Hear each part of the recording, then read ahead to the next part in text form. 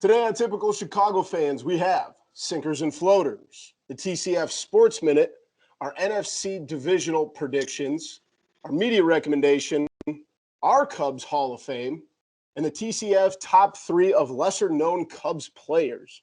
Let's roll. Hello and welcome to episode 111 of Typical Chicago Fans, brought to you by our incredible sponsors of 26shirts.com/Chicago and Connect Roasters. Make sure to follow the main page on Twitter at typical_Chicago. Head over to Facebook, Instagram. Check us out there. Give those pages a like. Go to YouTube, type in Typical Chicago Fans. Subscribe there for all of our content in video form. Be sure to subscribe, rate, and review on Apple Podcasts. Follow us on Spotify, Spreaker, Google Podcasts, wherever you get your podcasts. We are there. You can find me on Twitter at BoomingTCF, but make sure you follow the guys that I'm joined with tonight. That is Zach at ZLiliaTCF, and of course, Maddie at Schools_01. Boys, week 2 of the NFL preseason is in the books. Season starts. We only got 1 week of preseason left. How are we feeling? How's things going? We're getting towards the end of August. It's right around the corner. Not great. We'll probably get into it on the sports update, but Mitch Trubisky goes into Soldier Field. They win 40-something to 6, maybe. Not a great game for the Bears, but we are 1 week closer to the regular season. Only 3 games, so we have 1 game left. I am ready for the regular season. Maddie, how about yourself? Doing well. We got college football on the horizon. We got NFL, like Zach week mentioned, zero. We starting to get a little amped up there. Yeah, it's gonna be just get through this week and let's go. It's gonna be fun. Absolutely. Let's start off, as always, with sinkers and floaters. I'm going to start off with my sinker. I talked about this on the Daily Show. My sinker is me. I've been at home in the basement with COVID since Thursday. I've watched more Netflix, more PlayStation than I probably did all summer, at least as far as video games go. So it kind of reminds you of those early days of, like March 2020 when there was nowhere you could go, nothing you could do. My wife somehow is negative, so I've been basically just quarantined to the basement by myself. So luckily win-win for Jess. Yeah, no kid. Definitely been probably one of the better weeks that she's had in a while. So she's negative and you're away. Yeah, that's exactly. I mean, what more could you ask for? But no, I feel much better than I did when I recorded the show on Thursday. If you want to go watch something funny, I look like a corpse sitting here for last week's Daily Show, but feeling better. Remember I said not to be rude, but yeah, you were very nice about it. You were very nice about it. I looked like one of the fattest, grossest drug addicts you've ever seen on that show. I looked terrible. Welcome to a normal Tuesday for yours truly here. Well, I mean, I guess misery loves company. So, but no, feeling better. Just kind of waiting the clock out now till I can go back to work. So, could be a lot worse. I can't complain too much. Yeah, me and Boomy have a fun weekend ahead, so we're get ready for that. My sinker, boys, is milk crates. If you guys have seen this new viral sensation, it is people walking up onto stacked up milk crates. I think maybe one person has actually got it done, but the guy rolling a blunt was outstanding. A lot of failures and a lot of bad failures. Oh, people just landing, ass first, almost scorpioning themselves on a milk crate is pretty fun. But come on, people, you thought this was gonna work, like you said, Zach. I've seen very, very few videos of people doing it. So, absolute classic falls, classic landings. Oh, yeah. The guys get just their backs split in half by a fucking milk crate. But the one guy who managed to do it and rolled a blunt the entire time while he was climbing to the top and then climbing down was an absolute performance of the ages. Unreal. I don't know what skill set he was doing. I don't know what kind of job you can get out of that, but if you can find a job for that guy to be able surgeon. That's a surgeon. Yeah. The hands like that, to be able to focus like that and on those kind of surroundings where it's completely unstable ground and to be able to just I don't know. That's like surgeon type hands in my opinion. The hand-eye coordination there, hand-eye and foot coordination is absurd. But yeah, Zach, I agree. It's been pretty comical the last couple of days watching people try to complete this. I want to know who the first person was to stack up some milk crates and start walking on them. Just like, this is a good idea. Oh, man, it's great videos. Just absolute great videos. One thing you will never see me do. I bet it was something I will never do. No, I don't think you'll catch anybody from this show on a stacked pyramid of milk crates. So I can't believe this is something that didn't like get popular at the peak of like lockdown when people were just bored out of their minds. This seems something more along those lines, but I guess we're maybe getting a little bit closer to some of those lockdowns. Maybe that kind of correlates there. Who knows? Is it me? Yes, sir. Oh, sorry, boys. All right, my sinker this week is did something that nobody likes to do, I'm sure. It's switching cell phone carriers. And oh my God, what a bullshit process that is. It's upsell after upsell after upsell. And then it's like, okay, now you don't even activate the phones in the store. They send them home with you to activate. Of course, mine works fine. Does the wife's work? Nope. 8 hours fucking later, we're still not working. 8 hours later. Go through the next day. Another hour on the phone. That you think I'm just going to go home and activate this phone correctly. Well, and everything's just going to go off without a hitch. You know what I mean? Like, come on. Mine luckily did. Hers not so much. And it was not a pleasant Saturday into the evening and then into Sunday morning and then Sunday afternoon by the time it finally got fixed. So that sucked. If you're going to switch cell phone carriers, you might as well go buy a fucking house or a car because it's an easier process to do that shit. We did it maybe like almost 3 years ago, and we thought it would be like a fairly quick process. We went down there at like 6 o'clock on a Monday night. We literally closed the store at like 10:30. Like they locked us in with one of the workers to finish it. You better block off anywhere from 3 to 5 hours if you plan on doing that. It's genuinely stupid, but new iPhone's sweet, by the way. Hey. Sometimes you gotta give up those hours if you want what you're gonna get. So that's right. Let's move on to our floaters. Mine is the Cubs front office, and that's just because I saw a stat on Twitter today that none of the guys that the Cubs traded at the deadline are hitting over 240. So maybe just a little bit of bright side for the guys in the front office. Obviously, they've taken a lot of criticism and many of it justifiably so over the last month. But none of the big three, Javi Baez, Chris Bryant, or Anthony Rizzo, are hitting over, I believe it was 240 was the highest one I saw, maybe 244. So maybe a little silver lining for the Jet in the front office. And the farm system's looking good. I think all levels of 1 week had players of the week from one of the teams.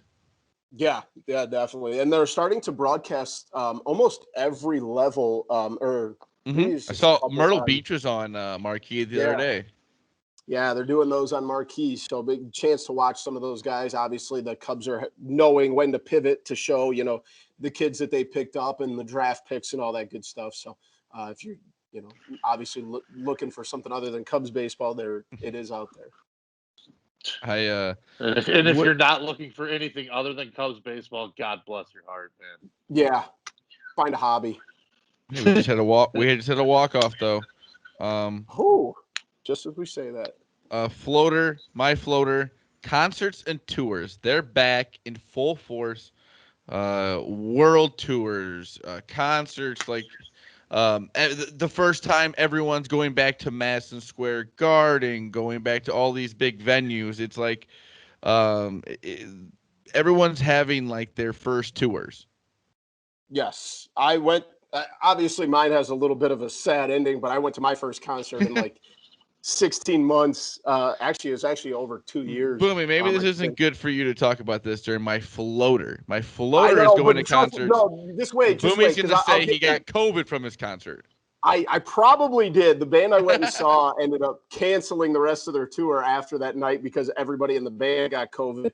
But at the end of the day, like it was just not speaking on the COVID aspect of it, being back, even if it was a smaller band and a smaller crowd, just being back to those kinds of things was, it was one of the better nights I've had in a long time. So, if you can avoid all that COVID stuff going on. It's the concert itself being back is huge. I definitely enjoyed that aspect of it. So don't disagree with you there, Zach. It's a lot of bands' first time back at this place. Yes, absolutely. Maddie, what do you got? Boys, it's my floater is it's kind of a mixed bag because it's got some sinker related properties to it, but it's an article I came across in the New York Post. It's these kind of stats that just like I don't know how they come up with it. I don't know where they come up with it, but they just throw out a number and people just dive into it and it's crazy. But it says this article, the headline literally is eating one hot dog takes 35 minutes off your life, a study suggests. Okay. I regret nothing. Yeah. So that can't be right. I don't know. There's no way. I don't know how they come.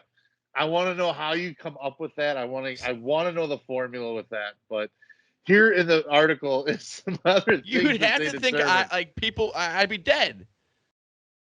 Joey Chestnut would have died 20 years ago. How many hot dogs do you have as children? Foods like salted peanuts, baked salmon, and rice with beans were also associated with gains of 10 and 15 minutes. Oh my gosh. Makes no sense. It's these kind of things. Like everyone. Is it the Onion that wrote that article? Yeah. No, well, mine was the New York Post, so same thing. Where it's like I can't get enough of these kind of things. Like, just feed me all these stats. What was it like? If you quit smoking cigarettes, your lungs start healing themselves within 8 hours or something. Yeah. Like, It's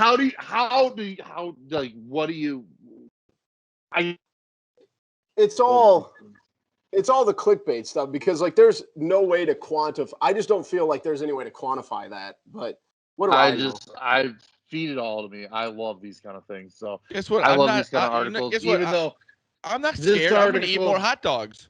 Boys, you know what that article made me want to do? Go make a hot dog. So I'm not even the biggest hot dog guy. So I don't know. It doesn't make any sense to me. About it. 35 minutes from one hot dog. But, how much happiness did you gain? Did you gain 48 minutes of happiness? Now you're net ahead 13 minutes. Now you're making points, Matt. I'm thinking. I think my numbers might have been off there. I think I'm a little bit off. I would think maybe a little off. Whatever. We're not math guys. If you buy yourself an hour of happiness and you lose 35 minutes of time off your clock, you're still ahead 25 minutes at that point. Or 15 minutes, excuse me. No, 25. Yeah. Jesus Again, we're not Christ, math guys. this. Good God. All right. Remember the old statistic where it was like every cigarette takes 7 minutes off your life or whatever? That's what I was just saying, yeah. How does a cigarette take off less time than a hot dog? That's what I'm saying. That makes no sense. Let's take it easy, Simon. I think we just found our next conspiracy theory. I don't trust it. We'll have to do a deep dive. Let's jump into the TCF Sports Minute. As Zach alluded to earlier, we'll start off with the Bears. They lose on Saturday to the Bills. The final score was 41-15. What do you guys take away? Doesn't matter. Mitch Trubisky played well. Yes, he did. Justin Fields is playing with the second string offensive line, all that. If the first string is struggling, the second string can't be very good. You didn't really see anything from that. Andy Dalton looked pretty bad. And Matt Nagy is going to still say that Andy Dalton is going to be the starter week 1 against the Rams just to see what they got. So nothing really has changed since the beginning of preseason, and other than getting to see some glimpses of Justin Fields look awesome, but you haven't got to see him with the first team anything, which is it's not like you thought it was going to happen, but you wish you could see that. So for now, you're going to have to just know that Andy Dalton is probably going to start week 1, and we'll have to see when Justin Fields gets his chance. Yeah, Maddie. it's basically what it's looking like. I don't think there's any way around it. That's the start. It's looking like. I'm not saying it's what I want to happen. It's what's going to happen. But yeah, it's the fruitless argument. You're talking to Matt Nagy and Ryan Pace. So. Mm-hmm. Does it frustrate you guys in the sense that Matt Nagy said after week one and Justin Fields played so well, he was going to get more time with the first string, and how that first week went down, and then basically never really happened. A lot of reporters saying that there was really no difference between the first week of camp before the first game and the second week after it. Is that part frustrating a lot, or do you kind of expect that at this point? It's a little frustrating, but Matt Nagy is going to stick to having Andy Dalton as the starting quarterback for now. You can definitely tell he's not going away from that. I wish Justin Fields would get a little bit more time. You heard a few things right at the beginning of last week about him playing a little bit with the first string, but like you said, Boomy, it seemed like it didn't last all week, which you wish it would have. And we'll see what happens in the last game of the preseason. I think it's Saturday night. Yes, I believe that's correct. The other thing coming out is that the Raiders were interested in making a trade to return Khalil Mack to Las Vegas. What do you guys think about that? Or is that something the Bears should be open to listening to at this point? What do you think on this? It depends. I think you listen to anything. What they are thinking about trading for him. But yeah, you listen to anything right now. Right. It's not like they're poised to win a Super Bowl this year. You know what I mean? Right. I don't think they're setting. And I love Khalil Mack, but it's not like he's coming off a great season. Right. If they want to overpay for him, you'll take every. Someone's giving a first rounder for him. Then, I think I'm listening, especially to recoup what you lost from last year. But you never know what's real and what's not. Sure. There's always teams out there floating. But you hope they are listening to that. Right, absolutely. Like you said, Zach, the Bears finish up Saturday night, 6:00 again at Tennessee versus the Titans, and then on week one they have the Rams on the Sunday night football game. So that is right around the corner. Los Angeles, opening up first regular season game with fans at SoFi. So that'll be interesting to say the least. That stadium looks awesome. That stadium looks so cool. And then hopefully nothing what we saw at the first preseason game for the Rams, that gigantic brawl in the stands. Moving on, the White Sox people coming back to crowds are just losing their fucking minds right now. Yeah, there's been so many fights in the stands. It feels like in the first couple of weeks of the preseason games. So we'll see if that continues. On the south side of town, the White Sox sitting at 72-54. Unfortunately, they lose on Monday on a Craig Kimbrell incident. Craig Kimbrell had a wild pitch in the 8th inning, and the Blue Jays scored a run there. Obviously, the White Sox still have a 9-game lead in the division. But should the White Sox fans be concerned with, in my opinion, the mismanagement that Tony La Russa has had of the closer situation so far? Or is it still just kind of a dabbling in and seeing what Craig Kimbrell has not played very well. No, he has a 5.7 since he has been traded to the White Sox. And then since he's been traded there, Liam Hendricks also hasn't been playing that well. So I don't know if it's much the managing as it is. They're just maybe kind of struggling right now. Yeah. I don't think it's much room to be concerned about yet, but don't hit the panic button, but maybe try something different. Yeah, it's quite a shame, but I think that's what's going on. Maddie, what do you think? I think they should probably really get their roles figured out of who they want doing what. I think Kimbrell is one of those creatures of habit that needs to probably be in the 9th inning slot. It seems like for whatever reason he has way more success when he's just there, and that's his only job. And comes in a clean inning to get a save. And if he's done, your traditional closer from the 80s, 90s, and most of the early 2000s is kind of what Kimbrell seems like he wants. Whereas Hendricks, I think, does have that flexibility. I think he's a little bit better, kind of coming in at high leverage spots as opposed to, just being solely a ninth inning guy. And I think with Kopech's flexibility, this is along the same way, and also the ability he can eat up some innings too, being a little bit more built to be a starter as it is. So I think with you got to utilize your pen in some kind of start assigning some roles. I think is going to do wonders for him. But they still got the sticks, dude, and they're going to be hitting, and they got really good starting pitching. I wouldn't worry too much yet. Yeah, and that's another thing. You look, they lost 2-1, and the offense just wasn't there tonight. And you're not going to see that Alex very Mann often. was a stud too. Let's not forget that. Yeah, you're right. You're right. It's not something that I think.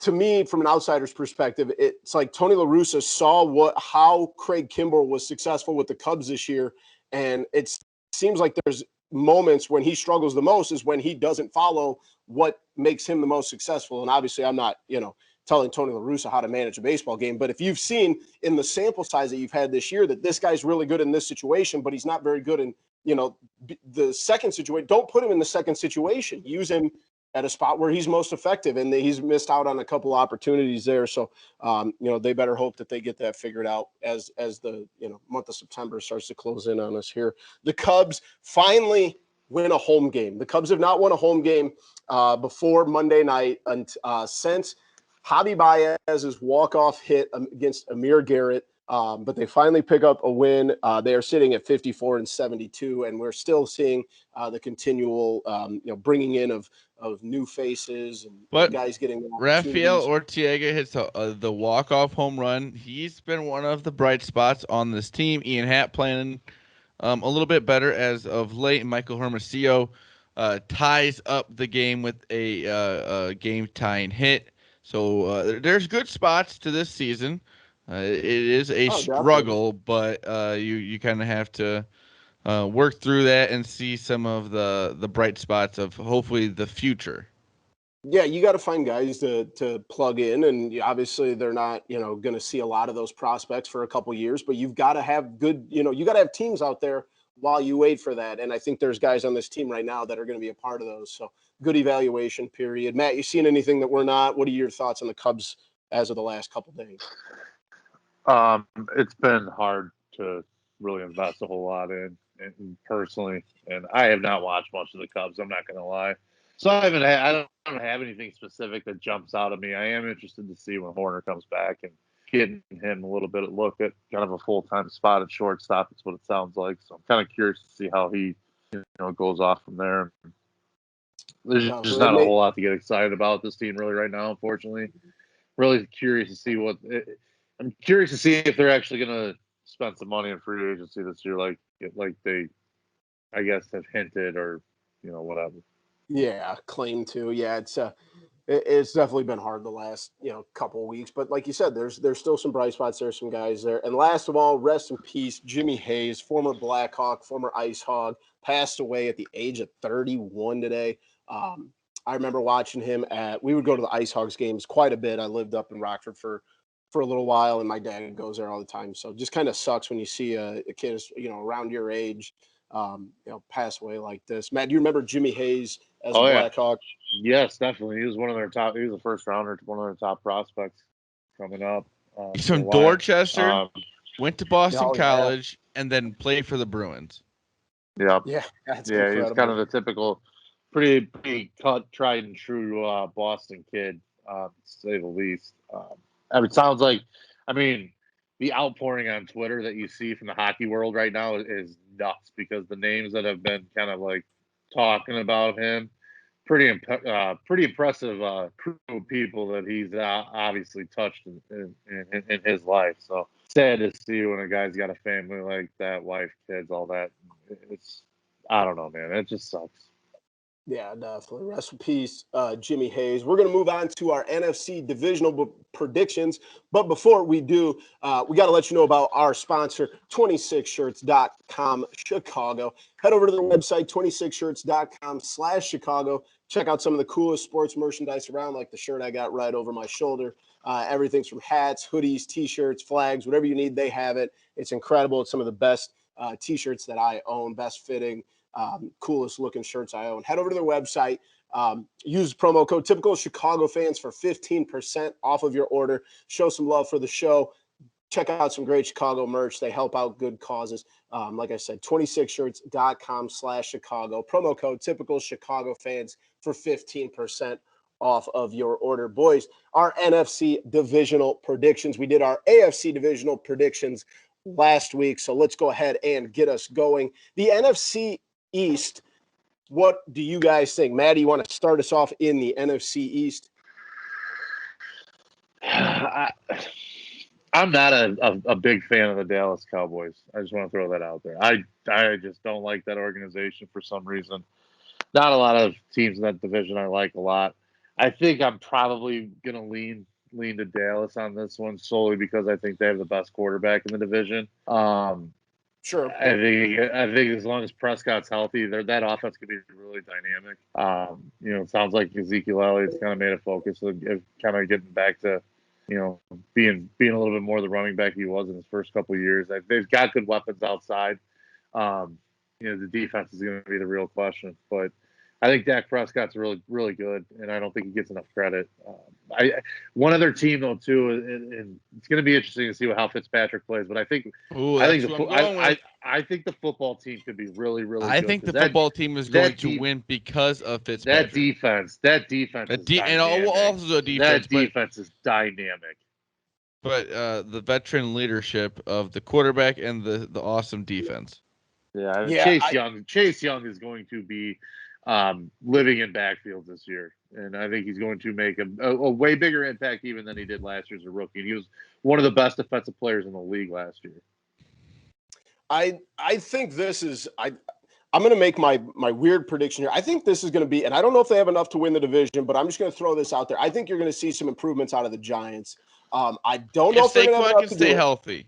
That's if Saquon can stay healthy, if they can get to a point where I don't think their defense. And if Daniel Jones can be a decent quarterback.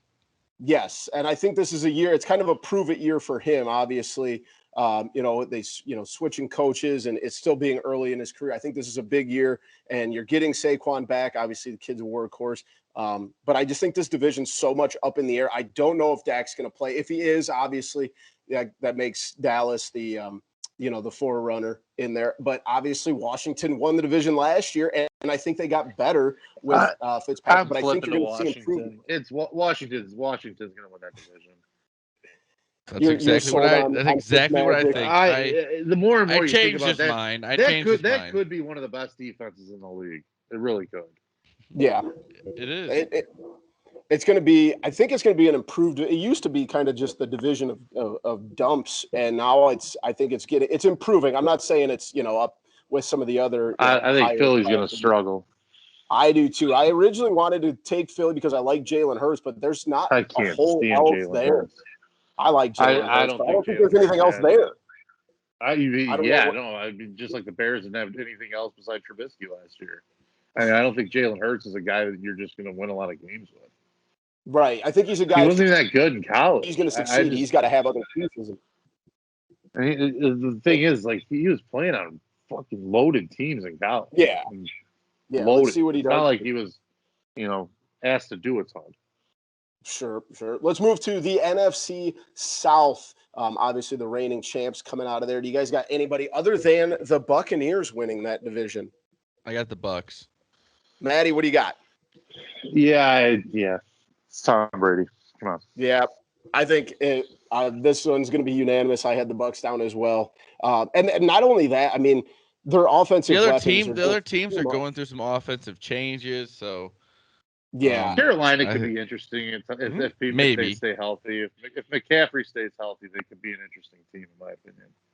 And I think that obviously the Saints without Breeze is going to be a huge culture shock in New Orleans. So I definitely think that Tampa Bay. I mean, these other teams are building towards something. They got some nice pieces, but I don't know if it's enough to compete with the Bucs. Let's go to the West. I'll start off. I've got the Rams. I think that. They've improved. I like Jared Goff, but I think they got better at quarterback. We're going to see what Matthew Stafford has outside of Detroit. Obviously, he's had the career that we've talked about a million times, but now he's going to have some more weapons. And I think that defense is really, really good. I still don't know how teams stop Aaron Donald.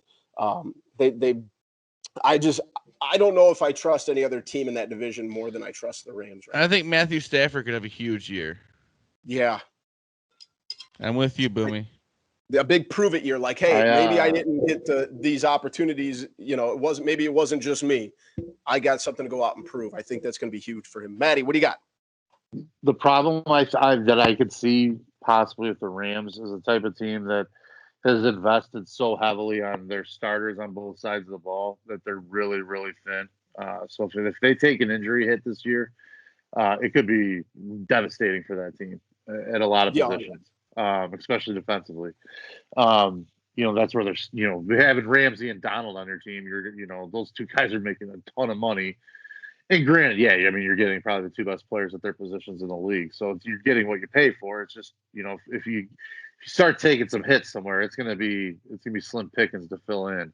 Couple teams I do like the Cardinals and I do like the Niners. I think depending on what happens with Trey Lance and Garoppolo, whoever wins that job, and it seems like it's gonna be Garoppolo to start, but Trey Lance is lurking and he's starting to look like he might be the real deal too. So get that team a quarterback that can kind of elevate some people around him, I think is going to be huge. That's a team that got just wiped out with injuries last year too. Yeah. So, guys like Kittle stay healthy. I think they can be really, really dangerous. The Cardinals have so much talent, and it's one of those things too. You bring in J.J. Watt, you added Hopkins last year. You got you start bringing in as much high end talent. And seems like those quote dream teams never really pan out.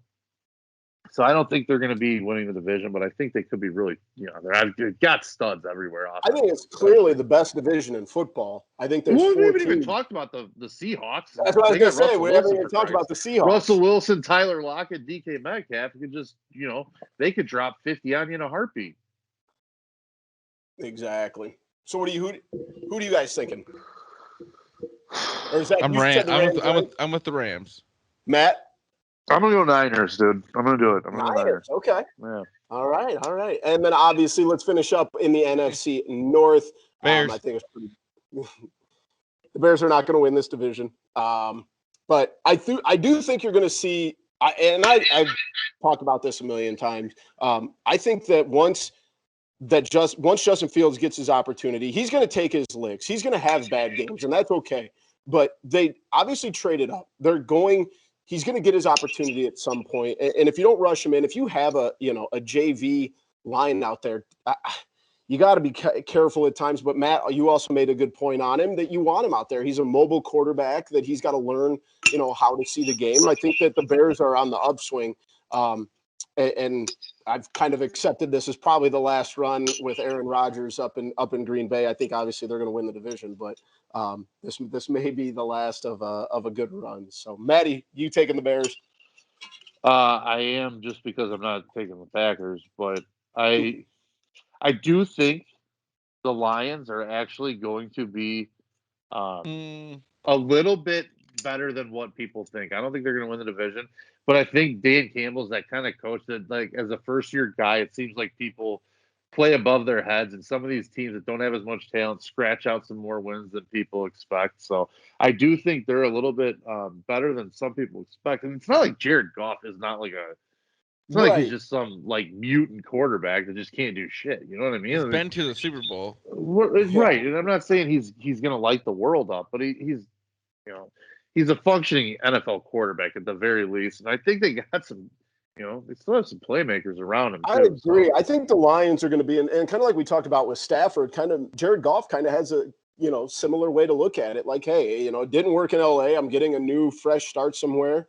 And there's no pressure on him. Yeah, exactly. Go out there and just play. And I think they got a good head coach, but we're going to, find that out here soon and, go from there. So I think the division. What about Pigoy's Vikes? What do you guys think about that? I think we can all agree the Vikings will finish in probably last place. I think it's gonna be a rough year, and I don't that quarterback situation, dude. It's just if they had any other quarterback, I could make an argument.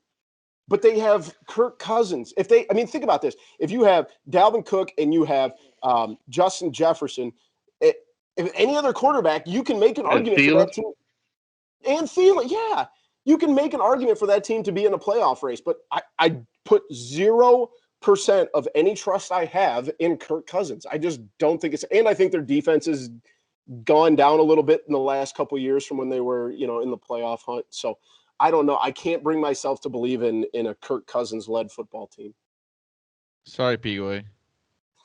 They do. I think they do have some talent defensively too. Emerson Griffin, signed a deal with them again, and then Daniil Hunter. They've got some good players defensively too. So it's not like they're a completely dead team or anything. Yeah, I see what you're saying. We got to give it to Pigo for when he listens to this the first time around. So let's move on. This week's media recommendations could be a podcast, movie, TV show, album, video game, whatever we've been playing. Does anybody want to start with their media recommendation this week? I'll go first. Mine is sure. Fantasy Football Factory. It's got Ben Mintz and Stephen Che. Ben Mintz, pretty funny guy. I like Ben Mintz. I think he's hilarious, and he's just like the most lovable guy. And then Stephen Che, also a lovable guy in his own way. But the way that they talk about fantasy football together, and it's also very good fantasy football information. So the Fantasy Football Factory, it's a little bit of it's funny, it's funny, but it's also really good fantasy football content that will help you hopefully with your fantasy football leagues. Love that, Maddie. What do you got? I told you guys earlier about the new phone situation, but with that service, we got a new plan, and we got Apple Arcade for free with it.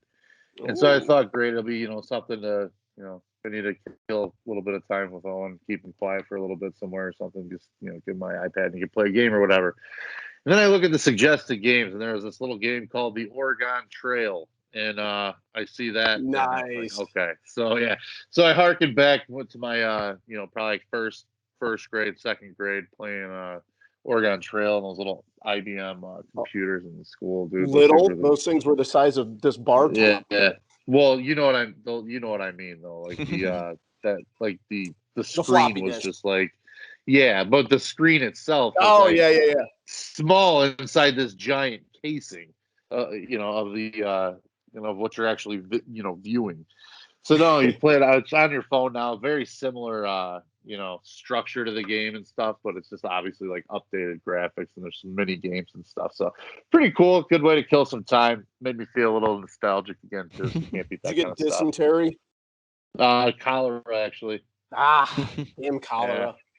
Yeah. Damn cholera. Yeah, that's tough. I've been looking for actually a teacher I know. They do the Oregon Trail on their computers in their class teaching history. So that's something. It's a great game, and now they actually give you can play from the perspective of a Native American too. So I did not know that. There you go. There you go, social studies teacher. I will definitely check that out. I did not know that they had it on the other side. So very cool. Multiple perspectives here. That is correct. I'm gonna go. I've told this a million times. I'm a big stand-up comedian, comedy set fan. I found a new guy on Netflix. He's got a couple of specials you need to check out, and that is a man named Nate Bargatze, Bargatze.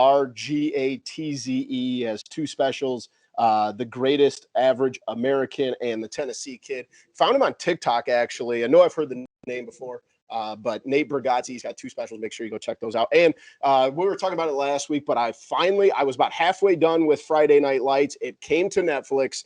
Obviously, I've been home quarantined since Thursday. I've watched the last 2.5 seasons of Friday Night Lights in the last 2.5 days, just about. And I have a definitive answer for Matt. I love both of them. The movie's fantastic. The show is fantastic. But I made a final decision, and I like the show better. Really? There's more. Yes. Really? There's more storylines. And I think you know what? I'm surprised. I would have pegged you for the movie personally. I know. I love the movie. It's in my top 5 sports movies of all time. But there's so much going on, and there's so many times where you feel like you know where the storyline is going in the show, and then it goes a different direction. Like it's almost 50-50 where you can predict where it's going to go, and I like that because it kind of keeps me guessing. I love them both. I think they're both very good. And I like Tim Riggins. I think he's a great character. But the the having like 45-year-old problems when you're like a 16-year-old. Yeah. It's like a lifelong addiction to alcohol when you're 16. I'm like, let me rethink this again. So those kind of things always throw me off with the show, but it is very well done. And like I said, Riggins is obviously a top character in television lore. Agree. And Coach Taylor, I think I'd take a bullet for Coach Taylor.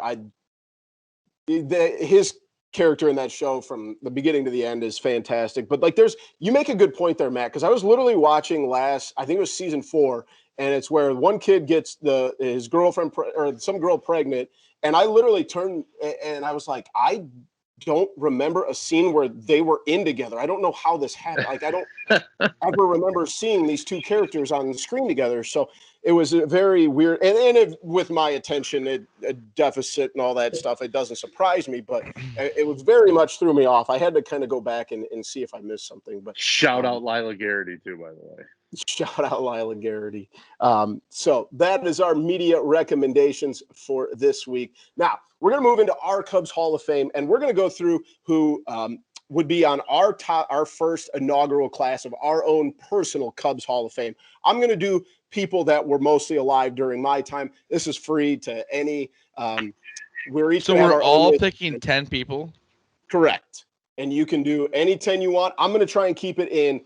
People that were alive during my lifetime, but feel free to take whoever you would like to put in your first 10 guys that you would put in the Cubs' new Hall of Fame at Wrigley Field. Do you want me to start off? Well, shouldn't you just say your first 10? Sure. Let's go ahead and do that. I'm going to go, like I said, guys in my lifetime. My favorite player of all, Cub of all time was Mark Grace. So I'm going to go Mark Grace, Sammy Sosa, Ryan Sandberg.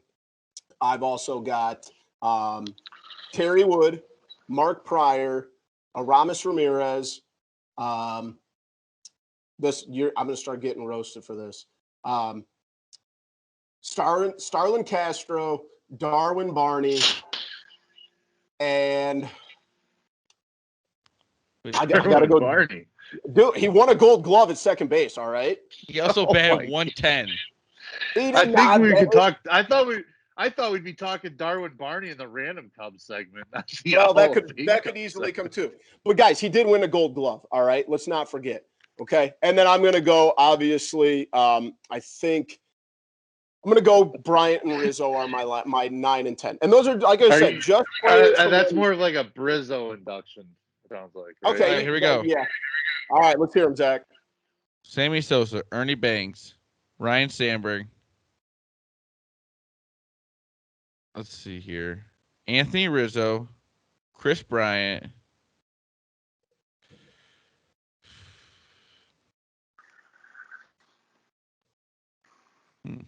Kerry Wood,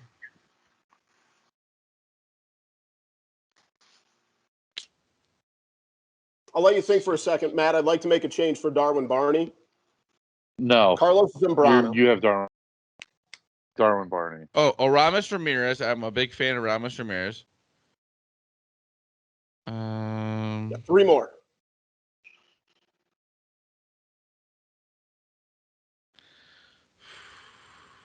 It's just like, so we're gonna go.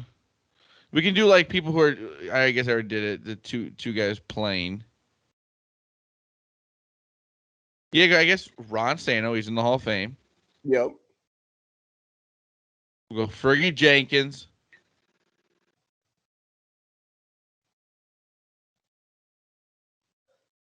Yeah, 1 more. I think Boomy's right. Starlin Castro. I love Starlin Castro.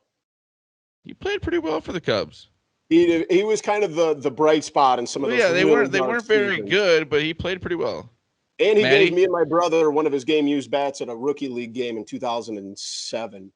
There you so go. He'll always hold a bright spot in my heart. Matt, are you going to go all time here?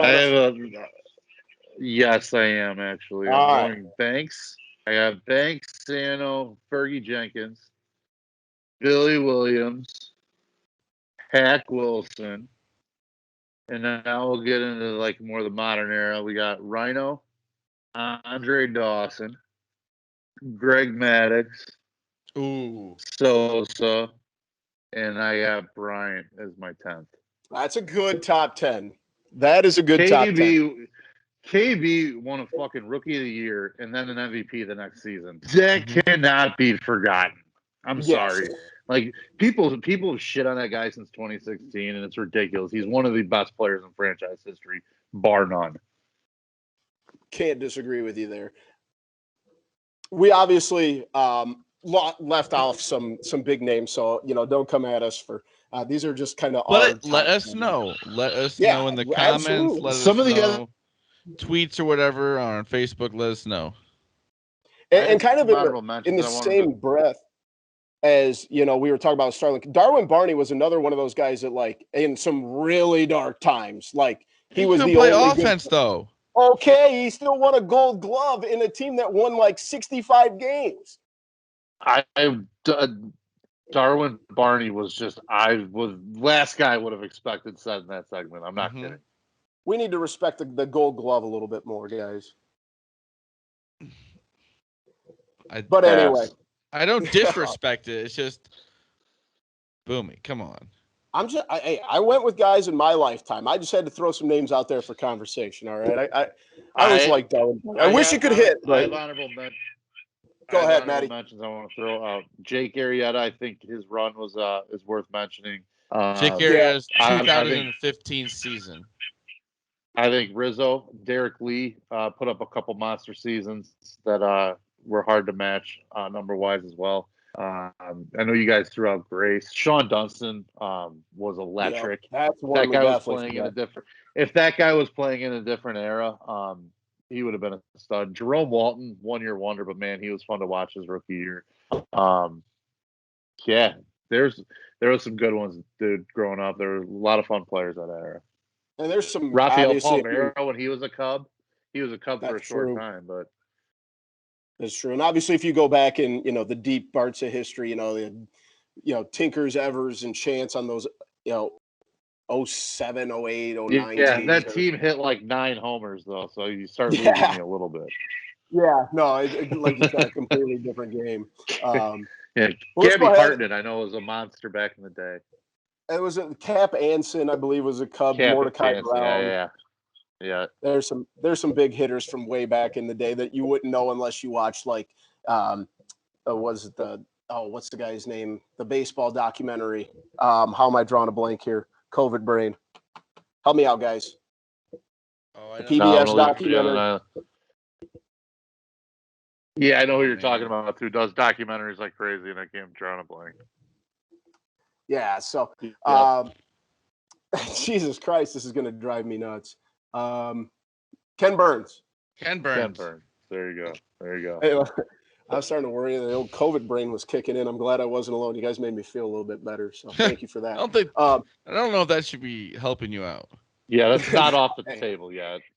No, I'm not disagreeing. I'm just saying it helped me out here. So, but before we move into our TCF top 3 of lesser-known Cubs players, a big shout-out to our newest sponsor, Connect Roasters. They've got the best coffee that you can find. They work with our guy Dom, Ian Hab, so they're good stuff. Zach loves it. Zach's mom loves it. It's good coffee, all right? Check out their products at connectroasters.com. Follow them on Twitter at Connect Roasters. And you can find their products at Foxtrot Market and Dom's in the city. Make sure you join the Home Run Club for a discount every time Ian Happ hits a dinger. If you see, especially a Cubs series head into Cincinnati, you're going to want to jump on that because all Ian Happ does is hit home runs in Cincinnati. So check out Connect Roasters, connectroasters.com. Boys, TCF top 3 of our lesser-known Cubs players. Does anybody want to go first? I know we got some good lists here. Does anybody want to start us off? I'm going to go first here. It's Ryan Theriot because he was the Riot. The Riot. Was it him and Fontenot up the middle those couple years? Mm-hmm. Yep. Those were some good teams. That's a good choice, Zach. I like that one. Matt, what do you got? Did they both also play at LSU? Yes, I believe they did. Good choice. Matty? Les Lancaster, relief pitcher in the 80s. He first Cubs game I went to, I was 4 in 1987. He was a stud on that team, actually, Signed my glove when I was a kid, though. We had really good seats right next to the dugout, and he signed my glove when I was a kid. And always thought the world of the guy after that. So that's why awesome. Les Lancaster gets my my pick as random Cub numero uno. In the same breath, my first round is going to be Antonio Alfonseca. He signed my stub when we went to the Cubs game when I was in. I have a picture with him. Do you really? I forgot about that. And he had like the sixth finger on the side of his hand. And I remember I was in maybe like fifth or sixth grade when he signed this for me. And I thought he was the largest human being I've ever seen. And he was just way bigger than I expected him to be, just seeing him on TV. So Antonio Alfonseca is my first round pick. With my second round pick, I'm going to go with a guy I saw in the minor leagues who I thought was going to be so good, Hee-Seop Choi, who I believe played first base behind Derek Lee those couple of years. So Hee-Seop Choi is my second round pick. He is actually there before Lee. When he got hurt, it was before, he kind of never returned. He never returned. Eric Karros played in 03, and then he left, and then Lee came in 04. So it was all because of Choi. It was all because Choi got hurt, and he never really came back. Sad story. He was a good talent player. Big fan of Hee-Seop Choi. My second one, I'm sticking to the bullpen. I'm sticking to another lefty arm, and it's Will Omen, and it's a similar reason to the one that it was an encounter with him. Super cool dude. My brother and I went to Cubs convention one year, and it's not my place. I'm just going to. It really wasn't my kind of thing. But we were just walking around, and Will Omen was at a table by himself. No one else was there. So my brother and I just went up and talked. That's cool. Nicest guy in the world, shared some great stories. And then he turned into a pretty good stud for the Braves for a long time, too. I remember Will Omen. I remember that name. Zach, you got two to finish your list up. All right, I'm gonna go with. Let's see who should I go with here. Oh, Carlos Marmal, because you never wanted to see him out there, and you didn't have. He was a closer for like 2 full seasons, where it was like every time he went out there, it's like, why is he still the closer? But he just kept his job. Believe he was a catcher too. I believe coming up. He was a converted catcher. As an international, I think he was a converted catcher, third base, one of the two. I'm going to combine 2 picks here. I'm going to combine 1 pick with 2 guys here. Rocky Cherry and Felix P.A., and they call him Cherry Pie. Yes. I had Felix P.A., but I completely forgot about Rocky Cherry. Completely forgot about him. Your brother reminded me of him. So Cherry Pie, Rocky Cherry, Felix P.A. And Rocky Cherry was the pitcher who wore the knee-high socks all the time, right? If I'm remembering correctly. I think you're right. Yes. Good call, Zach. I like that. Matt, what's your third-round pick? I'm going to a name I'm sure you guys have heard because he's kind of a legend in the game in terms of how long he pitched and how long he stuck around in baseball. But Edwin a lot Jackson. of people don't realize that he came up as a Cub, and that was Jamie Moyer, the lefty. Yes. The soft tossing, pitched till he was, I think, 49 in Major League Baseball. Ridiculous. I think he's the all-time leader in bosses, and then got a couple some crazy accumulation numbers. Really solid pitcher though for a long time. Had a great career. It was kind of a hot shot prospect coming up for the Cubs too in the mid to late 80s. And then he was dealt. I want to say he might have been dealt in the Palmeiro trade. I think you're right. That's a good pick though. I forgot Jamie Moyer. That name kind of left me for a while. My last one is a guy who I loved playing the old video games, and that is Matt Stairs. Matt Stairs feels like he played for 25 teams throughout his career, and you could always remember he'd played for the Cubs for maybe 2 or 3 years, but every year after that he was on a different team, and I always remember Matt Stairs. A similar player, Jeremy Burnett, was another guy. That's another one. Do you guys have a guy you never could remember actually play for the Cubs? Jim Edmonds. Yeah, I remember that. I hate that guy. He's wild. You hate him for all that time when he played for the Cardinals, and he just ended up with the end of his career with the Cubs. Could not stand that guy even as a Cub. Michael Barrett. Good choice. Can't forget him. Reed Johnson. I did have Reed Reed Johnson Johnson's written a down. good one. Choice. Joe Borowski. You have a picture Not with bad. him somewhere at your house, don't you? I do. I have. It was like Family Day, so I got a picture of a bunch of guys from that season. Matt Clement. Yep. The old chin beard. Yep. He was Corey on that. Patterson. And then his Corey brother Patterson Barrett played for the Cubs in the Cubs system too, I think. Yeah. Troy Hawkins. Oh, LaTroy Hawkins. I think he also played for like every other team. Milton Bradley. Let's see the other ones I had down. Junior Lake, Coy Hill, who I believe cut like 3 of his fingers off with a bandsaw. Gosh. Mickey Morandini and Gary Gaetti. More like Coy Thrill, huh? Yeah, I remember there was a Good story. one. He was like, he made the Got MLB Futures team, and then like the next season was like doing something at his house and like sawed 3 or 4 of his 2 or 3 of his fingers clean off and had to be like surgically repaired. He came back. Yikes. Still played. I think he made it to the majors, but he never really panned out. Matt, who did you have that we didn't mention? Couple you did actually. I was trying to think too. Brant Brown was one. He dropped the ball in '98 in the playoffs not in the playoffs, I should say, but it was while they were trying to secure a playoff spot. Alex Gonzalez. Booted the ball short. Yep. Yeah, there's a wide range, dude. It was Mark a lot of random Cubs over the years. Yep. Wouldn't call him a random Cub though. That guy. No, but he's not. Haven't heard of in a long time. That's for damn sure. Oh, he is the pitching coach for the Dodgers. Yeah. Yep.